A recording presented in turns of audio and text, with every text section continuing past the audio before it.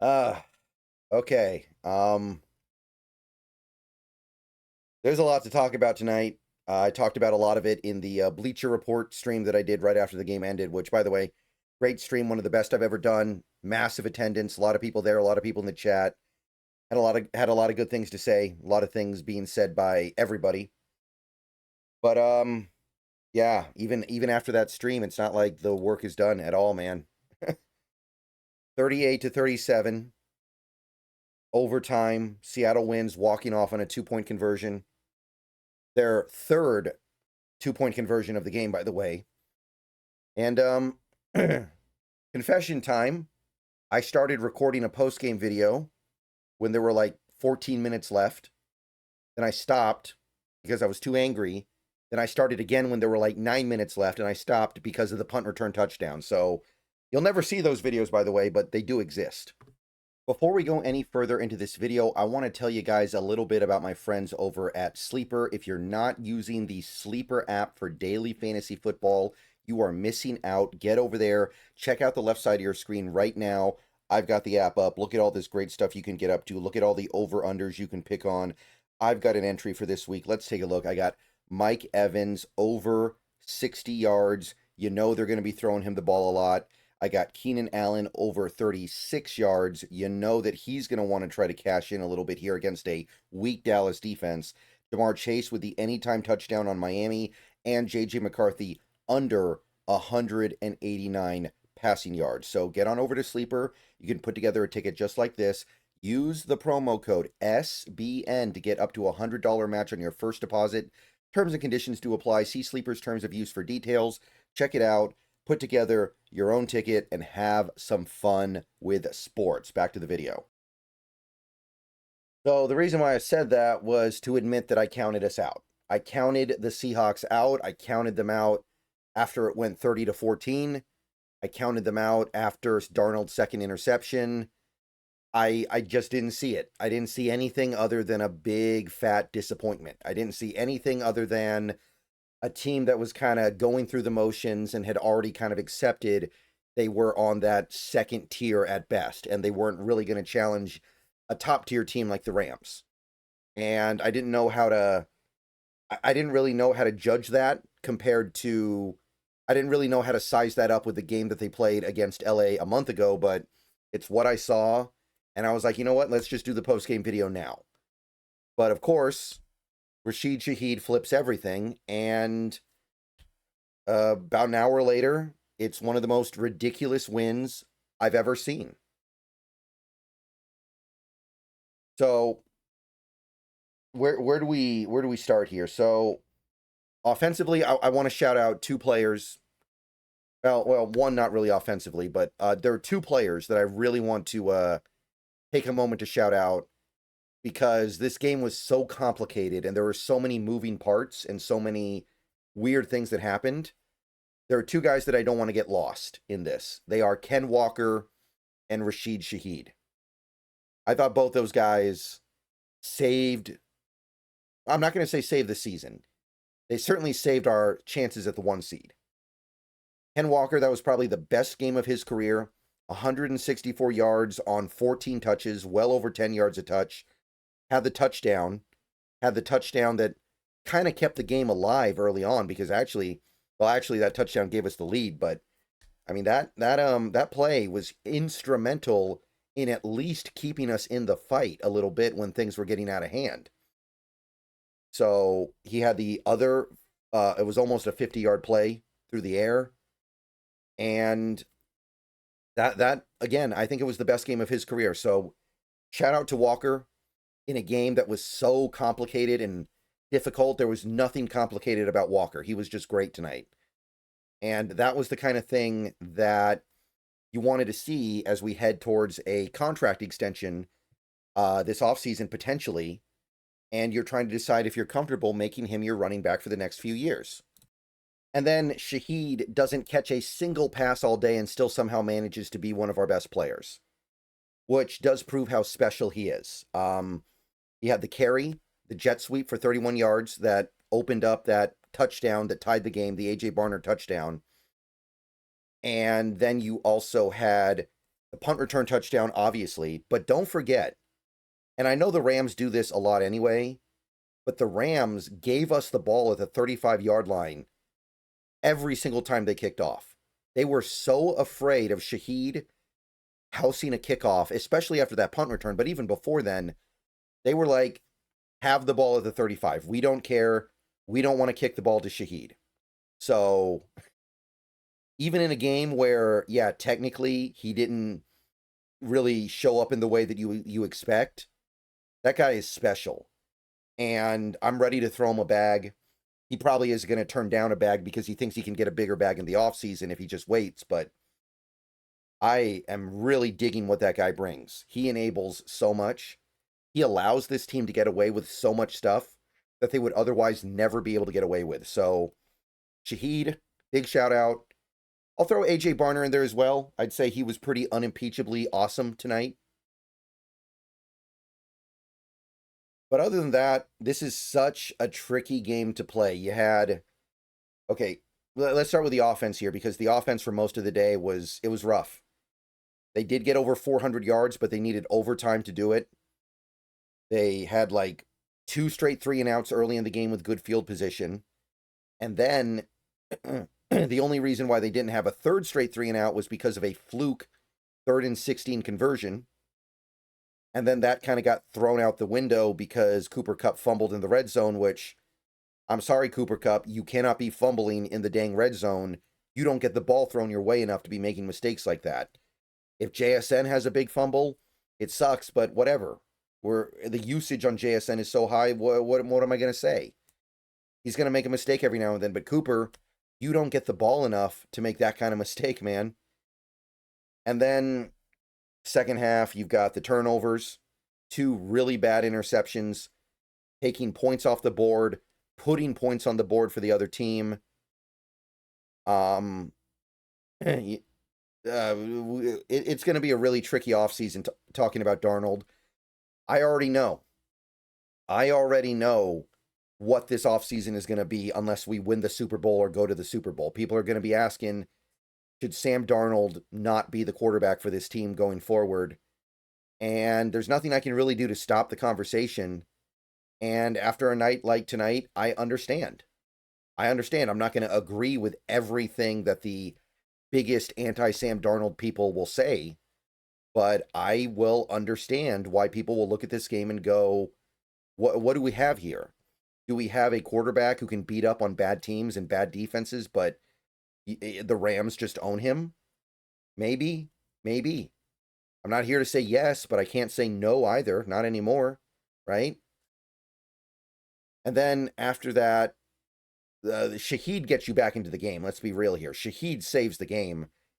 And then you get like 3 opportunities to go win the game in the 4th quarter. And I think you picked up like 1 first down. Darnold getting sacked.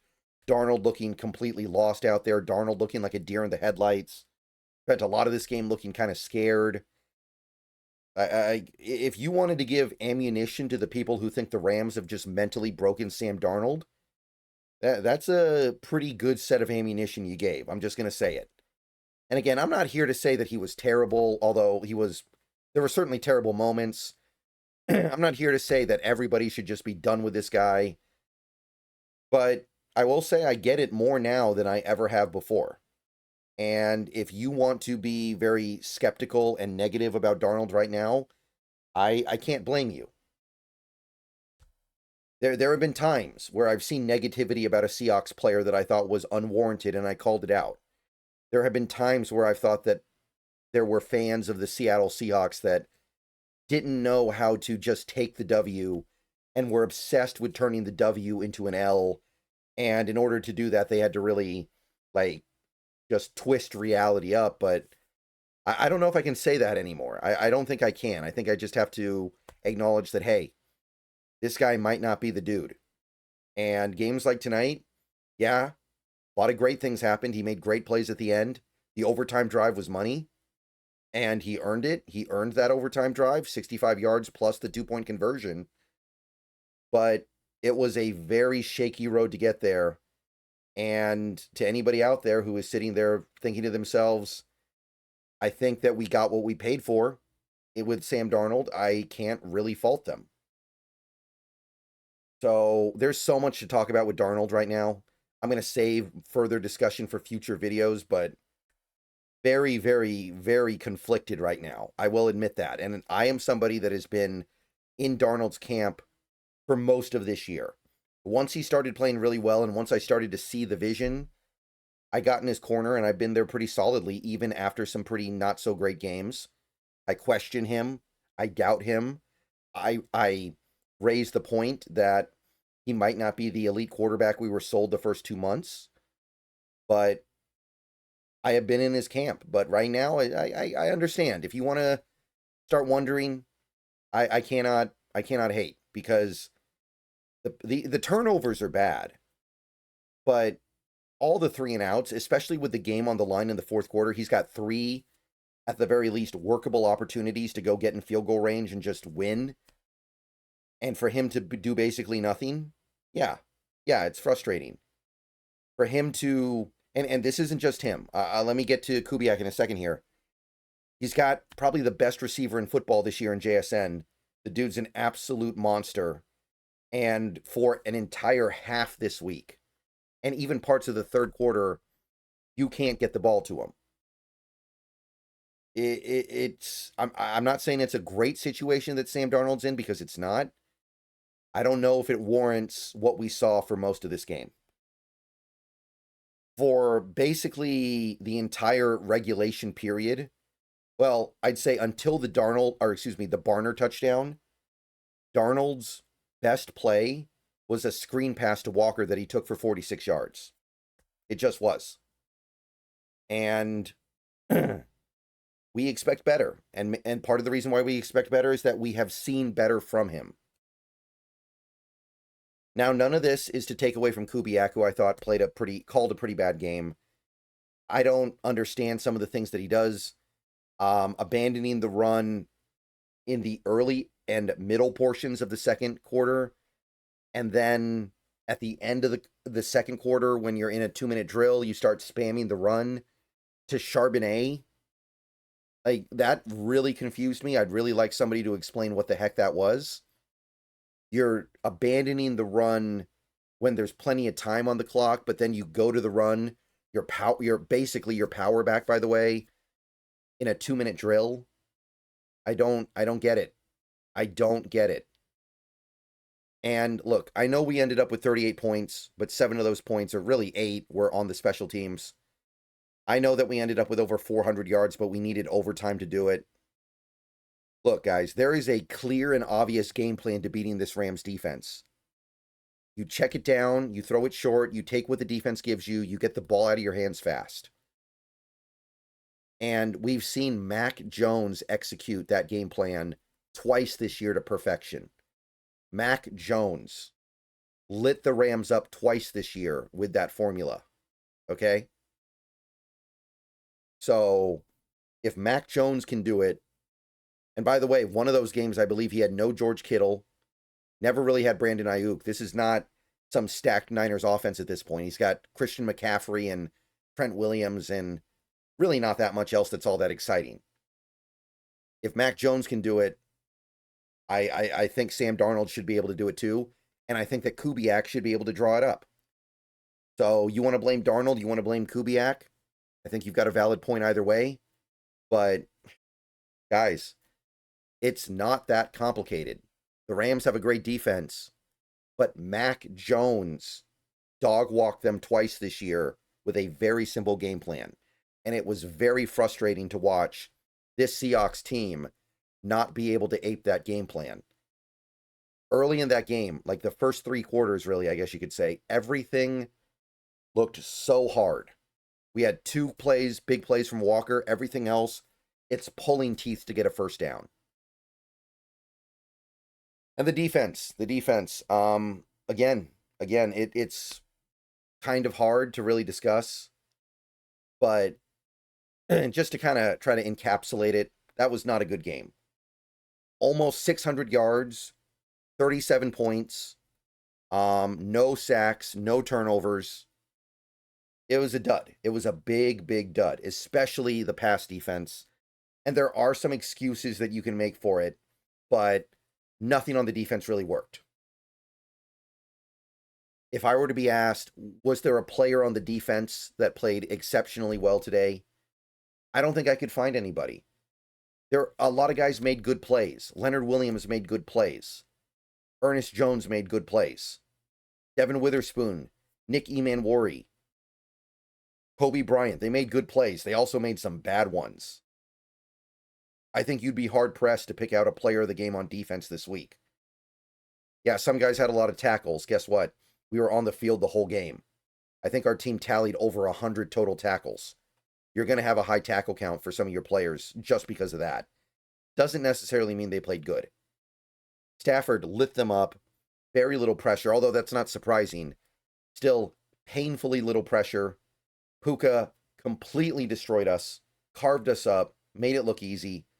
And during that period of time in the game where you actually took Puka out of the game, it was other people. Xavier Smith tore you up. Mumpfeld tore you up. Davis Allen made some big plays. So, for most of this game, you completely fail in your task of taking Puka away because the Rams don't have Devontae Adams. You don't have to worry about anybody else that much, right? So, no, Puka destroys you most of that game. And during that period of time where he's not destroying you, you're getting destroyed by everybody else. Felt like Mike McDonald was just completely outcoached. Felt like McVay just had him. And I want to be clear, that is not some trend here. A month ago, we played this Rams team. McDonald cooked up a masterpiece. McDonald's defense destroyed the Rams offense last month. They still lost, but that was a masterpiece. Last year when we played the Rams at home, defense was great. They lost that game in overtime for other reasons, because they missed an extra point, because of a pick six, because of another red zone turnover, because of getting stuffed on 4th and inches in overtime. But it wasn't really because of the defense. The defense was great that game. So it's not like McDonald doesn't know how to coach against the McVay offense, but tonight, receivers running around, 5 yards open all game long, coverage busts, just could not get anything going, could not make anything work. And the run defense, look, the numbers are going to look okay. You're going to log on to ESPN, or you're going to just look at the video screen right now. You're going to see 3.2 yards a carry, and you're going to think to yourself, wow, the run defense was good. We held the Rams to 3.2 yards a carry. Don't drink the Kool-Aid. The Rams got what they needed on the ground. Yeah, it wasn't dominant, but they kept going forward and kept getting into 3rd and short because of their ground game. So I can't even really talk about that. I feel very confident about this. If you look at that game and you evaluate things not just numerically, but you evaluate things as, did the Rams get what they needed with their ground attack? I think the answer would be yes for the most part. They didn't kill us with the run. They didn't destroy us. We were much better on the ground than they were, but I think they were able to pace the offense. And this run defense, and I know this video has been really long, but I don't know how to make a video about that game without it being really long. Like this run defense, it's been stellar all year, but tonight you did kind of see one of the problems with it. They don't have a lot of junk up front. They're not heavy up front. They're very kind of light, and they are very reliant on guys like Leonard Williams, Byron Murphy, and Ernest Jones playing out of their mind and just doing the right thing constantly. And tonight, we didn't get that. So, yeah, it wasn't a terrible game for the run defense, but my guard is up just a little bit. I'm just going to say it. My guard is up just a little bit right now. That could have been... I'm not even going to say that. It was an effective running day for the Rams, honestly. It wasn't explosive, and 3.2 yards a carry is not anything I'm going to say is terrible, but don't drink all the Kool-Aid there. Put the Kool-Aid down. I'm not convinced that this run defense played well tonight, even with that. And even if they did, who cares when Stafford has 450 yards? Like it doesn't even really matter at that point. All that means is that every time that they needed a play on third down or a passing down, they probably got it. Whew. Okay, so yeah, defense pretty bad. The best I can say is that as that game went on, they kept losing guys in their secondary. I think we lost Kobe Bryant. I think we lost Nick Emanwari and Reek Woolen as well. So that created problems, but it doesn't explain earlier in that game where I don't think the team was doing that much better. Like there were still big plays, there were still third down conversions. I don't know. It was just a dud performance by this defense overall. Mixed performance from some guys, but a lot of guys were just bad. And we'll see what happens with these injuries, but I'm hoping that they come back sooner rather than later because tonight we saw how bad it can be. Okay, so crazy game. And again, sometimes as a football team, you prove how good you are by how bad you can play and still win. So we got that in our back pocket. All right, see you guys later. Go Hawks. Crazy game, but I don't want to talk about it anymore. See you guys later.